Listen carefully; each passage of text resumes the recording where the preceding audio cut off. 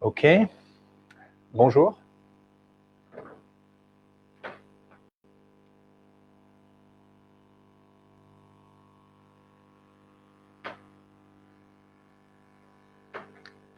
Ok, bonjour. Donc, bienvenue pour notre webinaire sur comment améliorer sa productivité. Donc déjà, est-ce que vous m'entendez bien? Est-ce que vous me voyez bien? Mettez-moi un petit mot dans le chat pour me dire si voilà, vous me voyez bien, si vous m'entendez bien. Super. Ok, cool. Donc, je m'appelle Mathias Savary, et on va parler aujourd'hui de productivité, comment améliorer sa productivité. Alors, je sais qu'il existe pas mal de trucs et d'astuces sur la productivité. Là, on ne va pas parler de ça. On va parler de choses vraiment plus fondamentales pour voilà, avoir plus de temps, faire plus de choses dans le même temps donné. En termes d'astuces, vous connaissez peut-être certaines astuces, ce qu'on appelle la Pomodoro, qui est en fait utiliser un minuteur et mettre des plages de 20 minutes pour pouvoir faire des actions et travailler par plage de 20 minutes avec des petites pauses. Voilà. Quand je parle de trucs et d'astuces, je parle de ce type de choses-là. C'est pas ce qu'on va voir. Là, on va voir des choses vraiment plus fondamentales sur la productivité. Pourquoi être plus productif? Eh bien, parce qu'on a plein de choses à faire, on a plein de choses à gérer, et voilà, et on a besoin d'être efficace dans ce qu'on fait pour mener de front tout ce qu'on veut faire. Pourquoi être plus productif? C'est pas seulement pour ceux qui veulent travailler plus et pour gagner plus d'argent, bien que voilà, ce soit un but, c'est un but, c'est une possibilité, mais c'est aussi pour pouvoir avoir du temps. Enfin, moi personnellement, la productivité, comment je la conçois, c'est pour pouvoir passer plus de temps avec ma famille, avec mes enfants, et sur les choses que j'aime. Voilà, j'aime de temps en temps regarder un film, un bon film. J'aime passer du temps avec mes enfants. Voilà, j'aime pouvoir avoir la possibilité de faire une promenade ou des choses comme ça. Donc voilà, c'est pour ces éléments-là, c'est pour ces objectifs-là que la productivité, elle est intéressante. Donc je vais vous donner les éléments qui vont vous permettre d'améliorer concrètement, de manière pratique, on va prendre des choses très concrètes, la productivité. Ce que je vous propose, si vous avez des questions, c'est d'attendre la fin de la présentation pour me donner les questions. Et éventuellement, voilà, on pourra échanger avec vous. J'ai une assistante qui pourra recueillir vos questions. Et si vous voulez aller plus dans les détails, s'il y a des choses que vous voulez traiter, on peut échanger après par téléphone. Okay? Donc, on va commencer par le premier élément. Donc, j'ai une petite anti-sèche. Donc, le premier élément pour gagner en productivité qui s'appelle « Comment s'occuper du travail ». Et la première phrase de ce texte, donc ça, c'est un texte qui est écrit par Ron Hubbard, donc, qui est l'auteur de ce livre qui s'appelle « Les problèmes du travail ». Donc, voilà, qui traite de plusieurs choses, mais il traite notamment de le secret de l'efficacité. Donc, voilà. Et donc, il y a un texte qui s'appelle « Comment s'occuper du travail ». Faites-le maintenant. Un des meilleurs moyens de réduire votre travail de moitié consiste à ne pas le faire 2 fois. La source de la perte de temps la plus féconde que vous ayez est probablement le fait que vous faites votre travail en double. Voici comment vous le doublez. Vous prenez un message ou quelque chose, le regardez et le mettez de côté pour après. Puis, plus tard, vous le reprenez, le lisez de nouveau, et c'est seulement alors que vous le faites. Ok, donc on va prendre un petit peu des exemples concrets de comment on peut appliquer ça. Le fait de le faire maintenant, au moment où ça arrive, au moment où ça se présente. Okay, je ne vous ai pas dit pourquoi j'avais envie de vous parler de productivité. Je vous fais une petite parenthèse, je reviens un petit peu en arrière, et après on va donner des exemples concrets. Voilà, moi j'ai une activité professionnelle, j'ai une activité associative, j'ai 2 enfants, j'ai un enfant de 4 ans et un garçon de 4 ans et une fille de 1 an, et je développe des projets à côté. Si je ne m'assure pas d'être productif et efficace dans ce que je fais, je ne m'en sors pas. Donc voilà, je ne dors plus. donc c'est pour ça que j'avais envie de vous parler de productivité, parce que j'ai travaillé ce sujet ces dernières années pour pouvoir tout mener de front, pouvoir avoir du temps pour mes enfants, mon travail, mon engagement associatif, etc. Donc, comment on évite de faire 2 fois les choses? Une des manières d'utiliser de manière optimum sa boîte email, par exemple, c'est que quand un message arrive et que vous savez que vous n'avez pas le temps de le traiter, vous ne l'ouvrez pas. D'accord? Vous prenez un moment où vous allez pouvoir traiter le message au moment où il arrive. D'accord? Donc vous prenez, quand le message arrive, vous prenez un moment, déjà c'est bien d'organiser un moment et de planifier dans sa journée un moment où vous traitez vos emails, mais dans ce moment-là, vous allez traiter l'email au moment où il arrive. Donc ça c'est une chose. Et du coup, si vous savez que vous n'avez pas le temps, vous n'ouvrez pas l'email. Et une fois que vous avez ouvert l'email et que vous voyez qu'il y a une action à faire, vous le faites tout de suite. Ou plusieurs actions à faire, vous les faites tout de suite. Et vous n'attaquez pas l'email d'après tant que vous n'avez pas traité ce que vous avez à faire pour cet email. C'est pareil avec les messages au téléphone, messages WhatsApp. C'est des choses où, si vous n'avez pas le temps de le traiter, ouvrez pas le message. Parce que, et donc ça, on va en parler après, mais une des choses qui tue la productivité, alors je sais que vous l'avez probablement déjà vu, lu quelque part, etc. C'est ça qui tue votre productivité. D'accord? Donc le téléphone, quand vous êtes en train de travailler, vous le mettez en mode avion ou vous le mettez en mode silencieux et vous ne regardez pas les notifications ou les choses qui se présentent tant que vous n'avez pas terminé la tâche que vous êtes en train de faire. Okay? Donc ça c'est peut-être une évidence, c'est peut-être quelque chose que vous connaissez déjà, mais je le rappelle. En fait, soyez monotâche. Quand vous faites une chose, vous faites du début jusqu'à la fin. D'accord? Ça, c'est un point hyper important, c'est que il faut comprendre qu'une action, elle se déroule selon un cycle. Donc il y a le début, le milieu, la fin. Et l'action, elle est terminée quand vous êtes arrivé. Voilà, vous avez terminé l'action, vous avez fait toutes les étapes.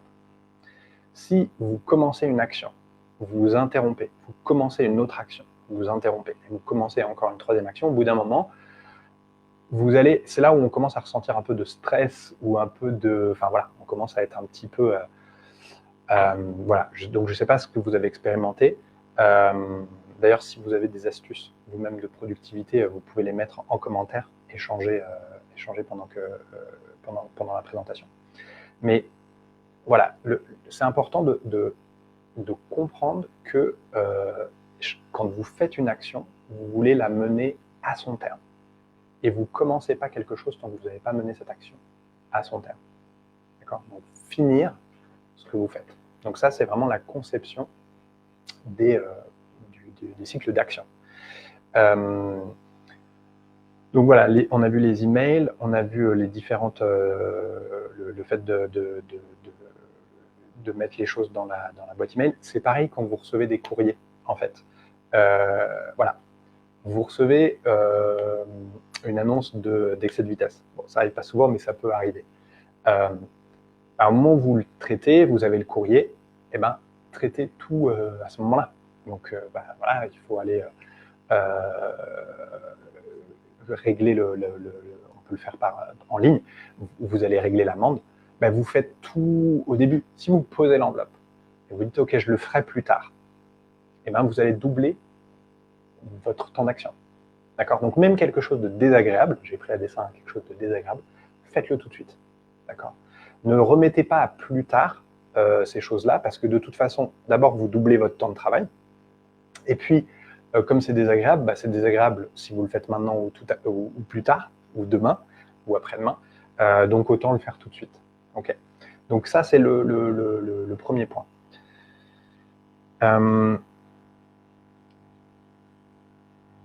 Donc c'est bien sûr double, cela bien sûr, le fait de mettre le message de côté, de le reprendre, ça double votre activité. Okay. Donc une des façons de s'occuper d'une quantité de travail est de ne pas le faire 2 fois. En faire une règle stricte.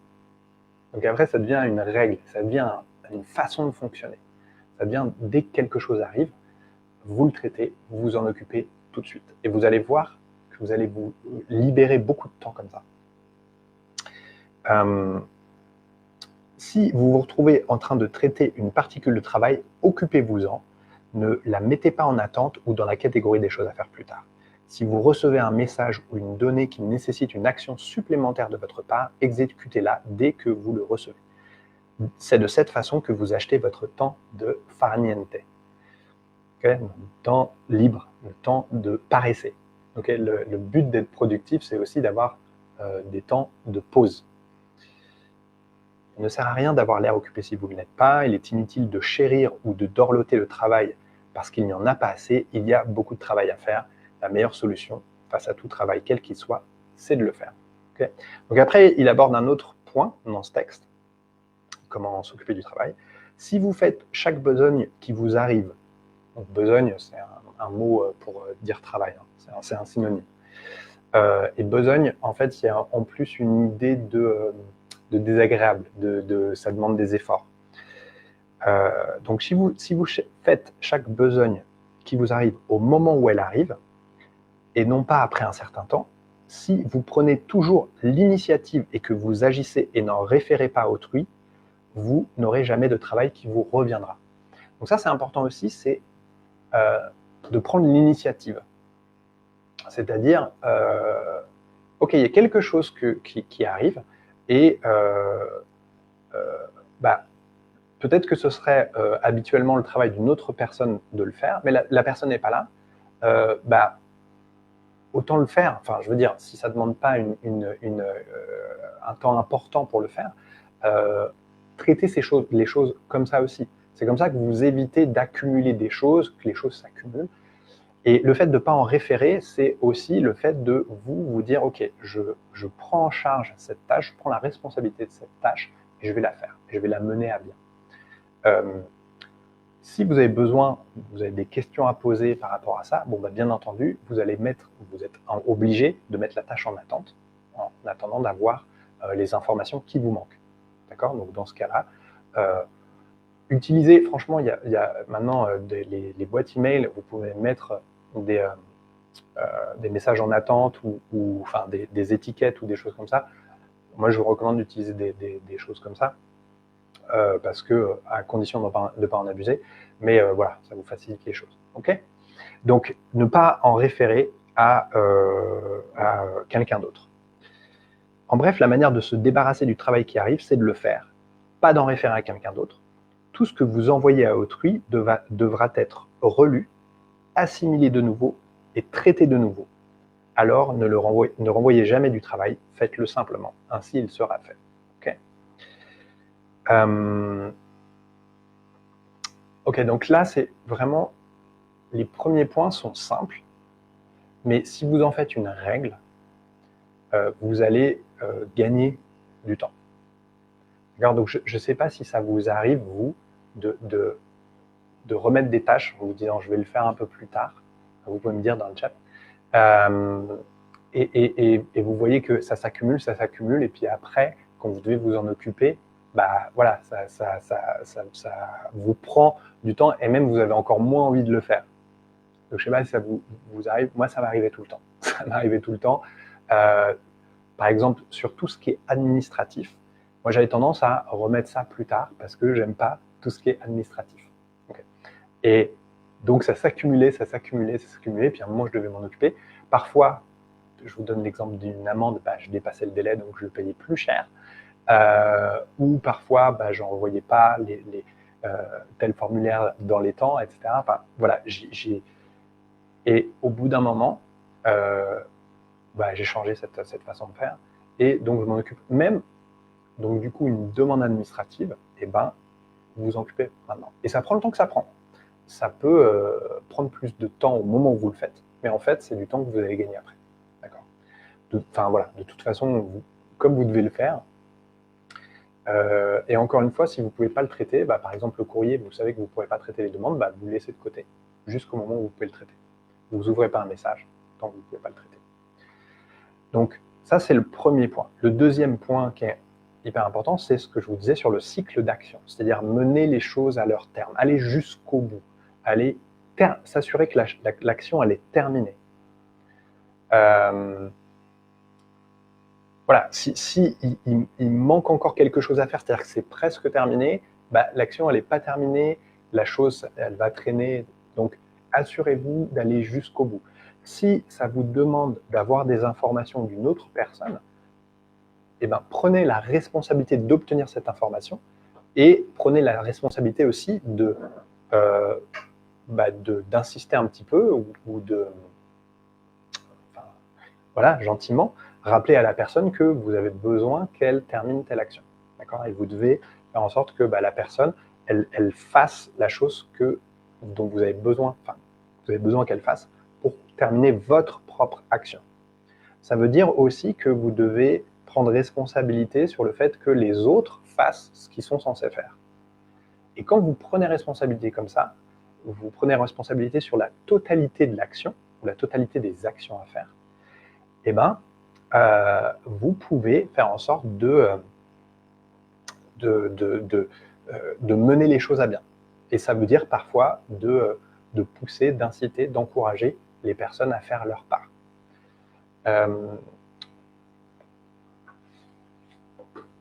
Donc, je vois qu'il y a des questions qui passent, donc on les note et je vais y répondre après.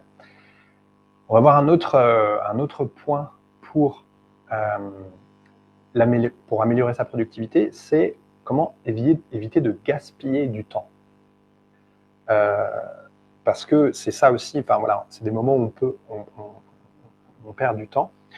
Alors, il y a 5 éléments, en fait, qui vont faire qu'on va gaspiller du temps. Donc le premier élément, c'est faire la première action de façon incorrecte et ainsi avoir à la refaire. Cela provient de la non-exécution des instructions, de l'altération des instructions, du manque de professionnalisme, du manque de soin ou de la négligence. Cela explique la majorité du temps de production perdu. Donc, la majorité du temps que vous perdez, en fait, c'est dans le fait de pas faire bien la chose au moment où vous la faites. Et du coup, d'avoir à la refaire. Et donc ça, c'est le fait de pas comprendre les instructions, pas les faire, pas suivre les instructions, les altérer, c'est-à-dire les changer, les faire de la mauvaise façon, le manque de professionnalisme, le manque de soin ou de négligence. On y remédie par une bonne planification, une duplication précise des instructions. Donc une duplication, c'est le fait de vraiment les comprendre de manière exacte les instructions, et en n'étant pas un robot. Okay. Il y a un point qui est important, c'est le fait c'est l'état d'esprit aussi dans lequel vous faites les choses. Un manque de professionnalisme, c'est-à-dire que quand vous faites quelque chose, vous voulez le faire vraiment à fond, de manière professionnelle. Donc, voilà, c'est aussi en planifiant. Alors, planification, concrètement, qu'est-ce que ça veut dire? Moi, j'ai récemment eu, dans mon activité professionnelle, moi, je crée des contenus pour aller sur le web, des pages internet, des emails, etc. Et récemment, j'ai pris beaucoup de missions en même temps. Et donc, j'avais entre 6 et 7 missions qui roulaient en même temps et avec un peu de temps pour les faire. À ce moment-là, de manière plus précise, j'ai planifié mes journées. et j'ai planifié exactement l'ordre dans lequel je faisais les choses. Donc ça veut dire tout simplement, on prend un moment à la fin de la journée, avant d'arrêter le travail, où vous prenez un cahier, moi j'ai un cahier, et vous notez exactement donc action numéro 1, action numéro 2, etc. de manière précise. Et vous dites dans quel ordre vous faites les choses. Et même quand il y a beaucoup d'actions à faire et que ça déborde la journée, on peut planifier 2-3 jours à l'avance. C'est-à-dire, là, c'est ce qui se passait pour ces missions, que j'avais toutes ces missions, c'est que je planifiais que je faisais telle mission tel jour, le lendemain celle-là, et je planifiais comme ça. Alors, il arrive parfois qu'on n'arrive pas à respecter exactement la planification qu'on a fait, mais le fait de faire une planification, indéniablement, ça vous aide à gérer ça, à être plus productif. Bien comprendre les instructions. Alors ça, c'est important aussi, c'est-à-dire que la productivité ne veut pas dire que vous allez faire vite les choses, en fait, et que vous allez vous précipiter. Non, ça peut vouloir dire que vous allez prendre plus de temps pour faire quelque chose parce que vous voulez le faire de manière, vous voulez bien le faire. Et prendre le temps de bien le faire va vous permettre de gagner du temps en réalité. Même si au moment où vous le faites, vous avez l'impression de perdre du temps. Voilà. Donc ça, c'est la première chose et c'est la chose, la source la plus importante du temps que vous perdez. Mal faire les choses. D'accord ? Vous remplissez mal un formulaire, il manque une information, du coup, vous n'avez pas vu qu'il manque une information et du coup, le formulaire revient et vous devez à nouveau vous occuper de ça. Ou voilà, vous faites un travail, vous faites une action, voilà, vous écrivez un mail, vous faites une proposition, et vous devez le refaire parce qu'il manque des éléments ou des choses comme ça. Ça peut aussi vouloir dire, encore une fois, que vous prenez responsabilité sur les gens qui sont avec vous, avec qui vous échangez. Et par exemple, quand vous faites une demande, vous faites attention d'être très précis dans ce dont vous avez besoin. Moi, quand j'échange avec mes clients, quand j'ai une demande, je prends un peu de temps pour rédiger ma demande et j'explique exactement ce dont j'ai besoin, exactement, enfin voilà, et je vais détailler et je vais même parfois donner un peu un modèle de voilà comment j'envisage la chose, clac, clac, clac, et je détaille. Et du coup, comme ça, la personne, elle a simplement à me répondre, et elle va me répondre précisément parce que j'ai posé toutes les questions. Donc, ça veut dire aussi que vous prenez en compte le point de vue de l'autre personne. Vous mettez à la place de l'autre personne. Quand vous devez faire une demande, vous avez besoin d'une information, vous avez besoin que l'autre personne fasse quelque chose. Voilà, vous allez prendre en compte ça. Alors, la deuxième source de gaspillage de temps, c'est la mauvaise utilisation du matériel. Okay. Mauvaise utilisation du matériel et le manque de dextérité manuelle et du travail d'équipe nécessaire pour faire fonctionner l'équipement ou remplir ses fonctions. On y remédie en étudiant et en s'exerçant sans relâche à l'utilisation de l'équipement et des instruments. Alors, c'est tout bête, mais dans notre vie et dans notre travail, on peut être amené à utiliser des outils, des applications, des logiciels. Et on a tendance à un petit peu se jeter, un nouveau logiciel, on jette dedans et puis on essaie de découvrir un petit peu comment ça fonctionne et d'y aller un peu par tâtonnement. C'est pas la meilleure façon de faire, en fait. Et c'est une façon de faire dans laquelle vous allez perdre du temps. Le fait de étudier comment fonctionne le logiciel, comment fonctionne l'application, comment fonctionne l'appareil que vous allez utiliser, prendre le temps de lire le mode d'emploi et de vous assurer de le comprendre et éventuellement de tester certaines choses, certaines fonctions, ça vous permet de faire la chose bien, ensuite du premier coup. Et donc, et encore une fois, à ce moment, au moment où on va consulter le mode d'emploi, au moment où on va se demander comment faire ça ou ça, on va perdre du temps à ce moment-là. prendre le mode d'emploi, il se peut que le mode d'emploi soit un petit peu long, alors on va prendre du temps. Mais il faut étudier le mode d'emploi parce que c'est ce qui vous permet d'être professionnel ensuite dans l'utilisation de l'équipement.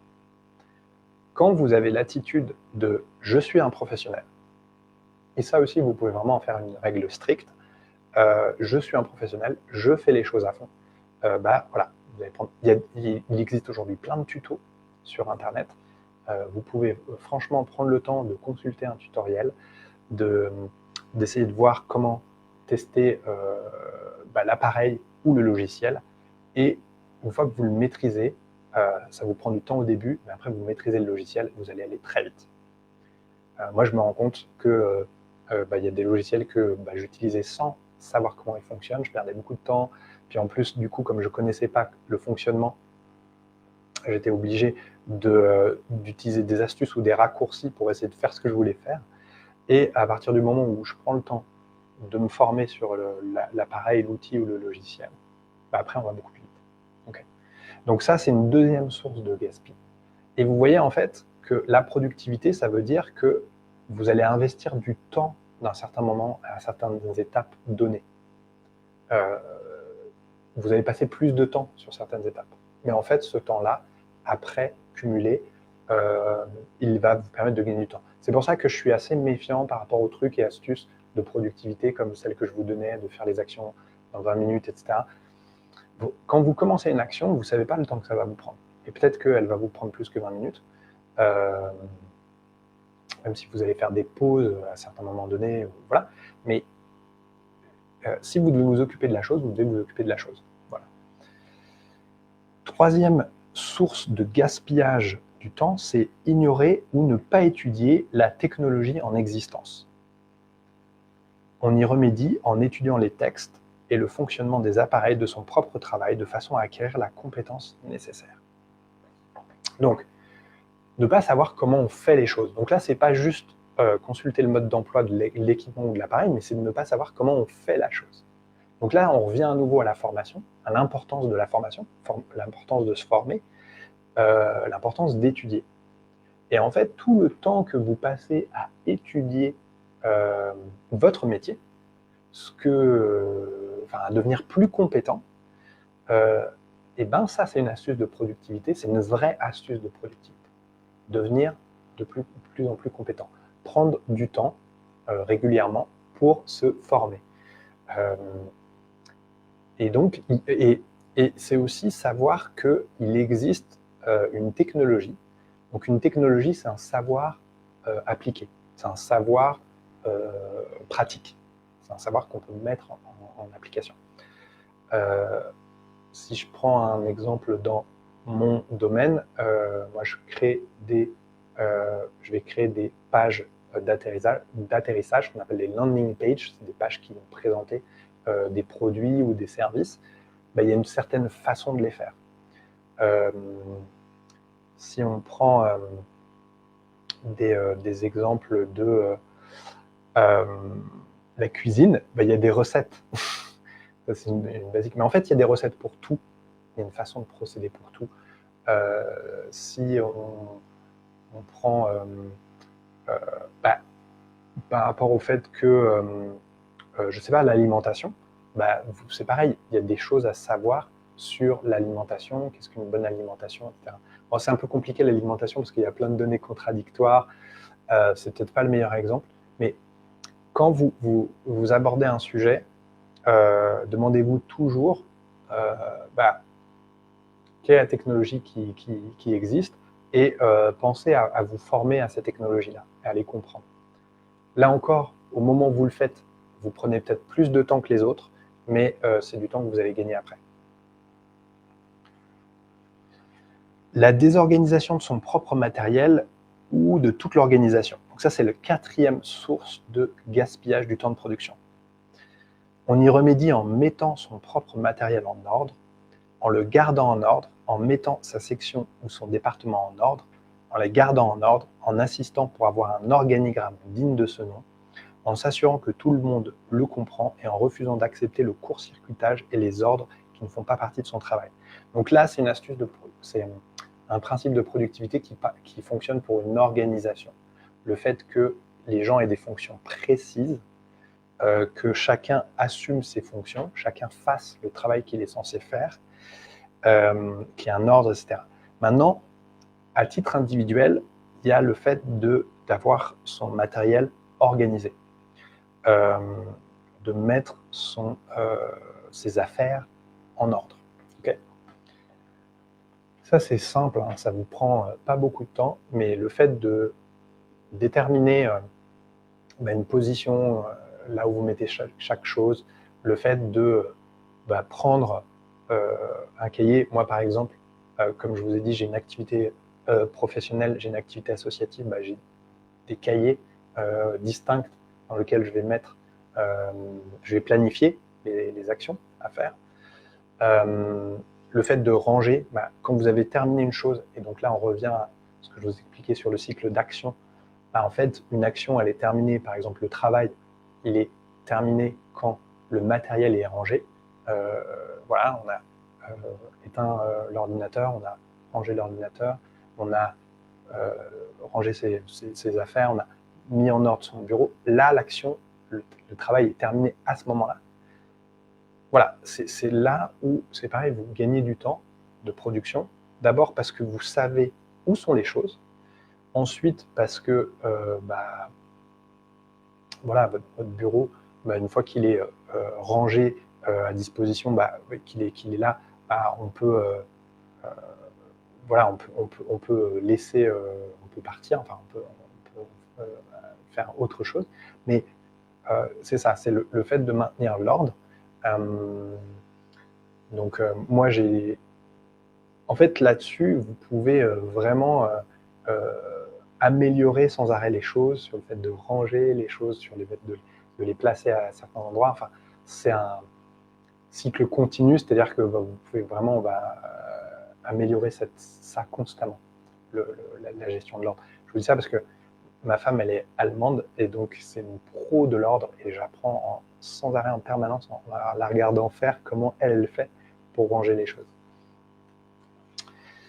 Ok, le 5e élément, et après je vais prendre du coup un peu les questions. Donc si vous avez des questions qui vous viennent, écrivez-les dans le chat, et je vais y répondre. La 5e source qui fait que vous gaspillez du temps, c'est le manque de prédiction. Cela entre dans le domaine de la logistique, mais se manifeste principalement comme un manque de familiarisation avec sa zone, au point où on sait ce qui va se produire si on fait telle ou telle chose. Alors, ça veut dire quoi le manque de prédiction? Je vais vous donner cet exemple où moi j'avais plusieurs missions en cours. Bon, je sais que pour certaines missions, j'ai besoin de certaines informations, ou j'ai besoin que certaines choses soient faites par d'autres personnes. C'est ça la prédiction, c'est de vous dire, ok, je sais, et ça, si vous prenez un moment à la fin de votre journée de travail, un petit peu avant de finir, vous faites la planification du lendemain. Vous faites la planification, et vous prenez un peu de temps à la fin de la semaine où vous allez faire la planification de la semaine qui vient après. Vous allez pouvoir voir, tiens, je vais avoir besoin de telle chose. Et là, vous allez faire de la prédiction. Et vous pouvez, du coup, en avance, solliciter les personnes avec qui vous travaillez pour obtenir ce dont vous avez besoin. Il parle de la logistique. C'est sûr que si vous êtes boulanger et que vous avez besoin du coup de faire du pain, et je vais prendre un exemple un peu grossier, mais après je vous fais confiance sur le fait de voir comment ça peut s'appliquer à votre activité à vous. Mais voilà, et à un moment il vous manque de la farine, vous n'allez plus pouvoir faire le pain. Donc là, quand il parle de la logistique, il parle de ça, il parle du fait que parfois on a besoin de choses avant, on a besoin que certaines choses soient présentes pour pouvoir faire notre travail et mettre en œuvre notre savoir-faire. Donc c'est ça la prédiction, c'est de voir à l'avance, une semaine avant, voire plus longtemps avant, ou quelques jours avant, ce dont vous avez besoin.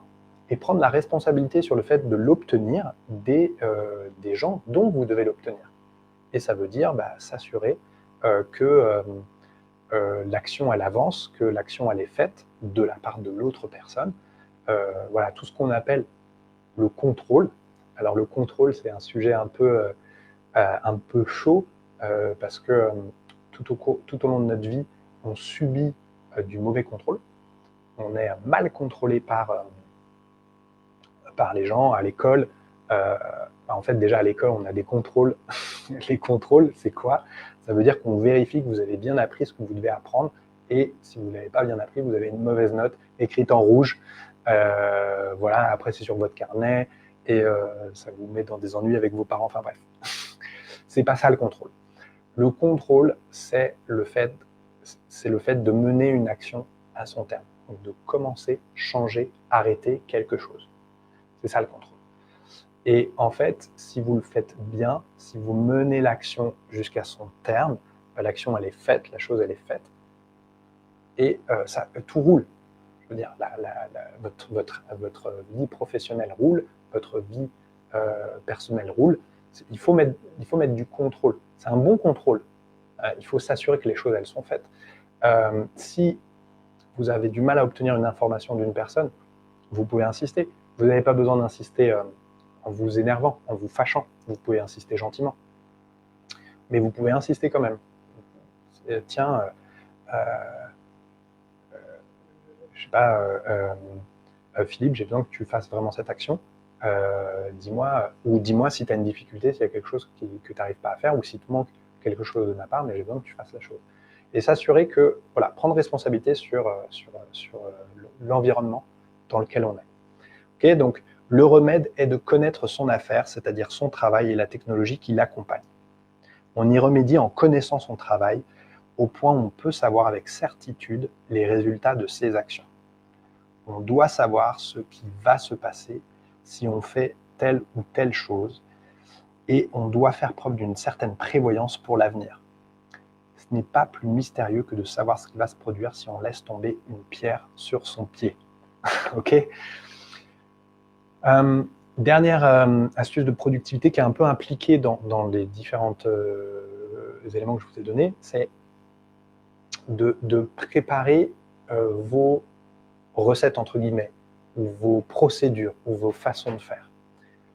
Quand vous faites une action, que ce soit pour un projet qui vous tient à cœur, ou que ce soit dans votre travail, même dans votre vie personnelle, quand il y a une action, vous savez que vous allez être amené à la répéter plusieurs fois, vous pouvez vous faire un petit guide. Donc ça peut être une checklist.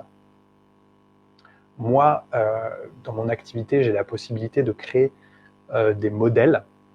Donc, c'est-à-dire pour certains types de pages, il y a toujours la même structure, donc j'ai créé des modèles. Mais sinon, vous pouvez toujours faire une checklist. Ça vous permet de structurer votre activité. Et quand vous faites l'action la première fois, en même temps que vous la faites pour la première fois, faites la checklist. Et comme ça, quand vous aurez à la refaire, vous allez gagner du temps. Vous allez passer un peu plus de temps au début, mais vous allez gagner du temps après. Donc voilà, pour structurer votre activité, des checklists, des modèles, si vous pouvez le faire, stocker ces choses-là. Comme ça, la deuxième fois, la troisième fois que vous allez faire l'action, hop, vous reprenez la checklist, comme ça vous vous assurez que vous n'oubliez rien. Et puis, au bout d'un moment, vous saurez tellement bien le faire que vous deviendrez expert, vous deviendrez très habile là-dessus.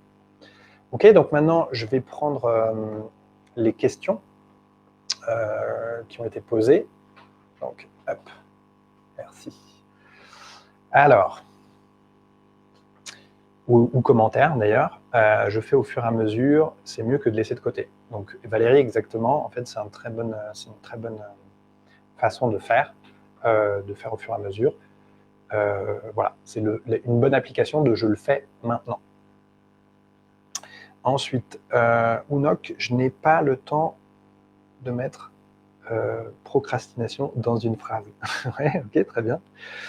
Donc, ouais, effectivement, ce qu'on appelle la procrastination, donc le fait de remettre au lendemain, c'est sûr que c'est une des choses qui vous fait perdre du temps, quoi. Qui fait perdre énormément de temps. Et donc Valérie, l'organisation, c'est la clé, effectivement. Organisation. Mais après, c'est important de trouver votre propre organisation, vos façons de faire. Je donne des cadres, là. Donc moi, je vous explique, par exemple, que je planifie, j'ai des modèles, j'ai des checklists, j'ai des choses comme ça. Alors ça, je pense que ça fonctionne pour tout le monde, mais il y a des choses que moi je vais faire moi, qui sont mon organisation. Mais régulièrement, ah oui, il y a une chose que vous pouvez faire pour améliorer la productivité, c'est aussi vous chronométrer. C'est-à-dire, quand vous faites une action, chronométrer. Donc, c'est pas un concours de vitesse, encore une fois. Ça prend le temps que ça doit prendre, mais j'aime bien avoir une idée de combien de temps me prend une action. Donc, je vais lancer mon chronomètre sur mon téléphone et je ne le regarde pas. Hein. Je ne suis pas en train de le regarder parce que c'est angoissant. Quand vous voyez les chiffres défiler, c'est angoissant. Donc, je mets le téléphone de côté, mais quand j'ai fini l'action, je vais reprendre mon téléphone et je vais regarder combien de temps j'ai mis. Comme ça me permet de voir aussi si j'améliore mon efficacité, si je fais les choses de plus en plus vite. Ça me permet de voir aussi si je mets beaucoup de temps pour faire une action. Moi, en tant qu'auto-entrepreneur, c'est important aussi pour savoir combien de temps faire une proposition commerciale à mes clients, pour savoir combien de temps je fais les choses. Mais même en tant qu'employé, je pense que c'est important de voir combien de temps vous mettez pour faire les choses. Voilà, ça vous aide. Je vais prendre les questions dans le temps qui nous reste. Il nous reste 3 minutes. Donc, est-ce que vous avez d'autres questions? Est-ce que vous voulez revoir certains points en détail? Sinon, je vais vous présenter, du coup, le livre qui s'appelle « Les problèmes du travail ». Donc, en fait, là, c'est la version couverture dure, mais il y a une version de couverture souple. Et donc, en fait, ce livre explique, donc, je vais vous donner un peu la table des matières. Donc, comment s'assurer un emploi. Donc, voilà, comment être confiant dans le fait d'assurer un emploi. La résolution des confusions dans le travail quotidien. Donc ça, c'est quand on a plein de choses à gérer, on est un peu débordé de tâches, on a plein de choses à faire. Comment faire, spécialement quand on a plein de choses qui nous arrivent en même temps, pour reprendre le contrôle sur les choses, reprendre, voilà, à nouveau être en maîtrise de ce qui se passe. Le secret de l'efficacité, donc ça, c'est comment faire plus de choses avec moins d'efforts, enfin dans le même temps. La vie en tant que jeu. Alors ça, c'est important aussi. Alors, je n'en ai pas parlé. Je pourrais peut-être en parler dans un webinaire ultérieur. Se mettre à un jeu et être dans l'esprit d'un jeu, c'est beaucoup plus intéressant et ça va enlever la dimension d'effort. Enfin, ça va enlever une partie de la dimension d'effort du travail. La base des relations avec les autres, qui repose sur 3 facteurs, qui sont l'affinité, la réalité et la communication. Donc l'affinité, c'est la réponse émotionnelle. On est toujours dans un état émotionnel. La réalité, c'est les accords, c'est comment on appréhende les choses, comment on voit les choses et comment l'autre voit les choses. Et la communication, c'est simplement l'échange d'idées. L'épuisement. Donc dans le chapitre, il explique comment se libérer de la fatigue nerveuse. Alors ça, c'est quelque chose que je mets très en application, presque quotidiennement. Comment être moins fatigué nerveusement. Et le dernier chapitre, c'est l'homme qui réussit. Enfin, les clés du succès, l'homme avec un H majuscule, c'est-à-dire l'homme ou la femme qui réussit. Et donc, il explique dans ce chapitre les recettes, les points qui permettent de réussir. Donc, pour ceux qui sont intéressés pour ça, vous mettez un petit message en commentaire et comme ça on peut vous en parler. En tout cas, moi j'étais ravi de faire ce webinaire avec vous. J'espère que c'était intéressant et que ça vous a donné des pistes pour voir comment vous pouvez améliorer la productivité. Je vous remercie pour toutes les remarques, tous les échanges qu'il y a eu et je vous souhaite une très bonne journée et je vous dis à très vite pour nos prochains webinaires. À bientôt.